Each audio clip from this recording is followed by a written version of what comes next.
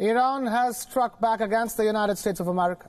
Just hours before Qassem Soleimani's burial ceremony, Iranian missiles struck two military bases in Iraq, both of which were housing American troops deployed in the country.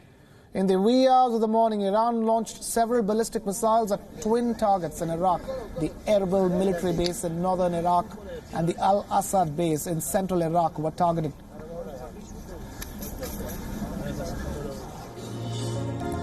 Now, these bases have a large number of Iraqi troops than American troops, and as of now, we have not heard any reports of any U.S. casualties.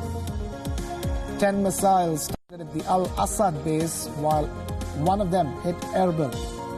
4 ballistic missiles are being said to have failed. Donald Trump, the U.S. president, has given his response to the strike. All is well, according to President Trump.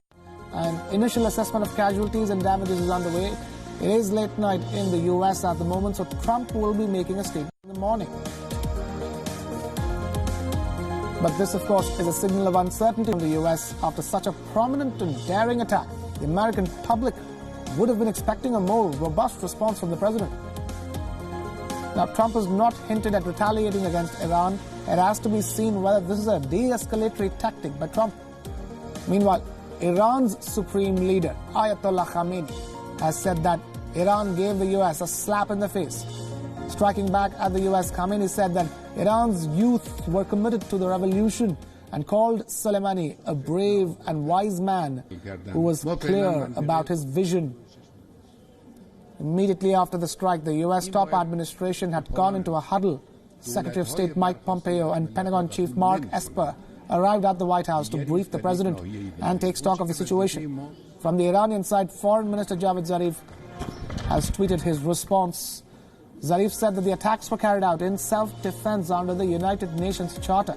According to him, Iran does not seek escalation or war, so the ball is currently in the United States' court. Iran's communications minister, in a tweet, has asked the U.S. to quote-unquote get out of West Asia.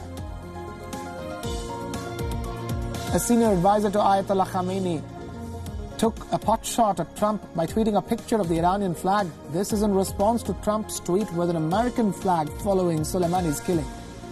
Iran's Revolutionary Guards Corps have warned the U.S. against retaliating to the strike. The Iranian Guards have said that U.S. bases are well within their strike capability. A senior official in Ayatollah Khamenei's office said that this airstrike was the weakest of all options available to Iran. This, of course, begs the question, what's the strongest response scenario that Iran has planned? Celebrations have broken out on the streets of Tehran to the airstrike on U.S. troops in Iraq. They were seen waving Iranian flags and pictures of Qassem Soleimani. Meanwhile, Israel's Prime Minister Netanyahu has warned of a resounding blow if Iran attacks Israel. Netanyahu has said that Trump should be congratulated for acting swiftly, boldly and resolutely with regards to Soleimani. Officials on the ground are waiting for daylight so as to make a more detailed assessment. Initial reports are indicating that the missiles struck parts of the base that are not populated by U.S. troops. There are close to 1,500 U.S. troops in Al-Assad, and the base was reportedly on high alert, expecting an attack from Iran.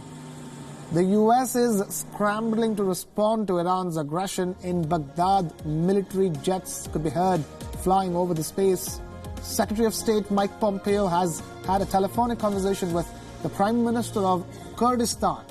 The top Kurdish official has requested Pompeo to de-escalate tensions in the region.